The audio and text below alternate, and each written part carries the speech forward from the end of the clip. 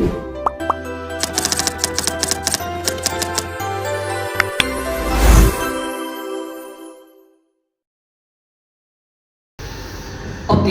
kali ini kita akan membahas soal KBGO. Sebelum kita ke pembahasan, sebelumnya perkenalkan saya Sahrial dengan NIM 072. Saya Kristana dengan NIM 260. Saya Syaril dengan NIM 249. Andrew dengan NIM 239. Yudi dengan NIM 152. Nah, kita langsung aja. Apa sih itu KBGO? KBGO adalah singkatan dari kekerasan berbasis gender online, yaitu bentuk kekerasan yang terjadi di ruang digital dan ditujukan kepada seseorang berdasarkan gender atau identitas gendernya. Nah, biasanya yang sering menjadi korban adalah perempuan. Nah, mungkin aku bakalan bahas histori dari KBGO itu sendiri. Jadi awal mulanya tentunya karena ini adalah berbasis gender. Munculnya era di mana internet pada tahun 1990 sampai tahun 2000-an, di mana internet digunakan secara luas, digunakan untuk berinteraksi secara digital. Namun masih belum banyak perhatian terhadap isu kekerasan digital. Nah, lanjut kemudian di tahun 2004 sampai 2010, di mana munculnya era media sosial. Ada Facebook, ada YouTube, ada Twitter. Namun munculnya media sosial ini identitas gender itu aman, tapi semakin memburuk situasi dan kondisinya, yaitu memunculkan kekerasan-kekerasan baru karena ruang-ruang digitalnya semakin luas. Seperti itu. Nah, lanjut ke pengakuan global. Jadi KBGO ini diakui secara global pada tahun 2010 hingga sekarang, di mana ada kasus paling besar yaitu Gamergate di tahun 2014 di Amerika Serikat, di mana perempuan dalam industri game itu menjadi korban serangan masif dan sistematif secara online. Nah, hingga saat ini KBGO pun masih kerap terjadi. Sekarang kaitannya, bagaimana kaitannya kira-kira? Oke, aku akan menjelaskan tentang kaitannya. Yang pertama itu ada KBGO terkait dengan cybercrime. Nah, cybercrime itu istilahnya ya ini kejahatan cyber yang dilakukan di media atau ranah online atau digital, yang dimana itu terdapat suatu tindak kejahatan atau ilegal yang dapat kejahatan lah ya, yang dapat merugikan suatu individu. Nah, akan melanggar hak individu tersebut dari atas hak privasi, rasa aman, dan rasa martabatnya. Nah, kemudian terkait dengan kedua, ini adanya cyber activism atau kita kenal dengan aktivisme digital cyber. Nah, ada cyber activism ini menggunakan teknologi digital mengadvokasi terutama isu-isu sosial yang kaitannya dengan hak asasi manusia, yang khususnya atau kita bahas tentang perempuan tadi ya. Nah, di dalam cyber activism ini terdapat para aktivis-aktivis yang mendukung atau memperjuangkan hak asasi manusia atau mengangkat isu-isu terkait KBGO itu sendiri. Oke. Setelah ada kaitannya, kenapa sih KBGO ini masih terjadi? Nah, kira-kira apa? Oke. Yang pertama itu pastinya karena tadi sudah disebutkan kalau kita sudah di dunia era digital, dunia dimana kita serba online lah banyak ya.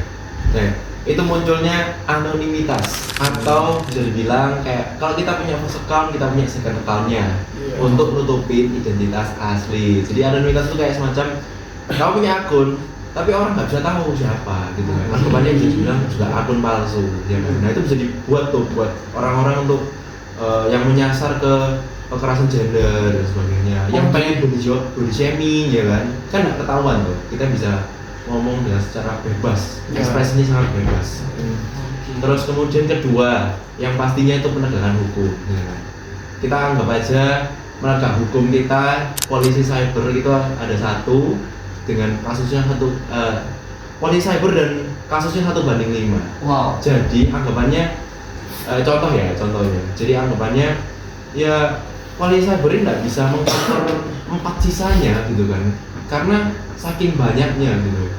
ada berapa tadi kan banyak banget, apalagi nggak usah Indonesia dah, nggak usah global, Indonesia sih banyak banget gitu. Ya seperti itu sih kenapa masih bisa terjadi. Oke, setelah banyak terjadi ya itu faktor-faktornya ya yang bisa terjadi terhadap gender tertentu. Nah, sekarang kita coba beberkan beberapa contoh nyatanya. Mungkin seperti apa contohnya? Oke, sebelum masuk kita ke contoh, kita mau baca data dulu kali ya. Jadi sepanjang 2012 sampai 2021, Komnas Perempuan itu mencatat sekitar ada 2.200.000 sekian kasus kekerasan terhadap perempuan, itu termasuk di online maupun offline ya. Dan kasus ini tuh meningkat 3 kali lipat saat pandemi COVID. Wow, berarti kalau 3 kali lipat bisa kita hitung itu Bisa sampai 6 sampai 8 juta. 6 mungkin ya. juta. Yes. Oke. Dan mayoritas korbannya itu rata-rata berusia 15 sampai 19 tahun. Nah, contoh KBGO yang paling umum terjadi atau paling banyak itu biasanya revenge porn atau penyebaran konten-konten intim yang disertai doxing atau penyebaran identitas di sosial media. Nah, biasanya itu berlanjut ke sextortion atau pemerasan. Nah, untuk contoh nyatanya sendiri di sekolahku dulu di SMA, itu ada sepasang kekasih gitu kan melakukan hal-hal yang tidak sesuai lalu direkam. Terus lalu saat putus mantannya itu Tidak terima. tidak terima lalu menyebarkan itu di media sosial disertai doxing. Misalnya dengan namanya atau sekolahnya di mana begitu. Nah, biasanya itu berlanjut ke sextortion. Mantannya yang tadi itu meminta sejumlah uang supaya konten ini tidak disebar atau pemerasan. Wow. Nah, ini kan memimpin reaksi masyarakat ya, atau teman-teman di sekolah atau mungkin keluarga dari korban tersebut. Dan biasanya yang paling dirugikan itu dari pihak ceweknya. Perempuan. Yes. Soalnya kan dari misal sanksi sekolah kan berat ya, bisa dikeluarkan atau SP1, SP2, SP3 seperti itu. Nah, jadi itu tadi contoh nyatanya ya. Kira-kira apa yang dapat dilakukan atau solusi jangka pendek atau maupun panjangnya? Solusi dari KBGO. permasalahannya tadi. Oh, kalau permasalahan dari solusinya tadi. Iya, Solusi kalau tadi yang tadi. Ya, akhirnya kita menjaga identitas kita ya. Menjaga Ataupun identitas. kita tidak mengirim hal yang seperti itu loh. Tidak menyebarkan mau orang dekat maupun Walaupun orang dekat ataupun selalu belum seharusnya suami kan. Oh, iya, Jangan benar. sampai hal-hal seperti itu karena sangat resiko untuk terkena revenge porn, doxing atau pemerasan sampai pemerasan yang terjadi. Oke. Mungkin kita lebih ke menjaga pribadi ya. Intinya edukasi untuk diri sendiri ya. Oke. Nah, kalau itu tadi solusi untuk sebuah case-case tertentu ya. Yes, Mungkin case-case. langkah-langkah atau upaya general lah mungkin yang bisa kita lakukan sesama manusia untuk KBGO ini bisa teratasi atau berkuranglah kasusnya setidaknya. Kira-kira apa tuh? Yang pertama kita bisa meningkatkan literasi digital ya. Literasi digital. Benar, sama yang kata Mas tadi, Edukasi. edukasi itu penting untuk diri sendiri, itu penting banget. Oke. Edukasi di sekolah, kampus, komunitas juga penting. Oke. Terus ada juga program Program. literasi digital itu namanya Campaign. ya aman bersama. Aman bersama.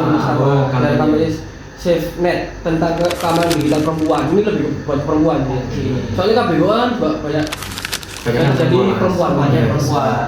Terus kita juga bisa mendukung hukum UU ITE, peraturan. ya, mendorong pengesahan RUU penghapusan kekerasan seksual dan RUU perlindungan data pribadi. Oh, itu segera disahkan. Ya, disahkan. Sama pentingnya juga psikolog, Mas. Pentingnya Psikolog. psikolog. Penanganan. Iya, jadi penanganan. Jadi ketika ada yang terkena gitu bisa langsung ke psikolog, bisa langsung dapat ini ya jalan keluar lah. Minimal kalau nggak jalan keluar minimal dia bisa ditenangkan, Iya, bisa iya. ada penenangan, dia perlindungan. Sama di Indonesia ini menurutku kurang LBH yang gratis ya, Mas. LBH Ada yang LBH gratis. gratis cuma kurang.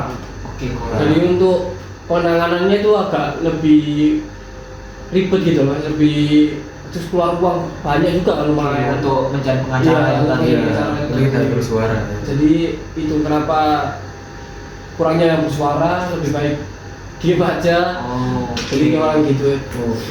Jadi untuk pengurangan itu yang kembali lagi ke nomor pertama edukasi. Edukasi. Itu sih. Mungkin itu dari kami tentang KBGO. Bila ada salah kata, mohon dimaafkan. Terima kasih. Dadah.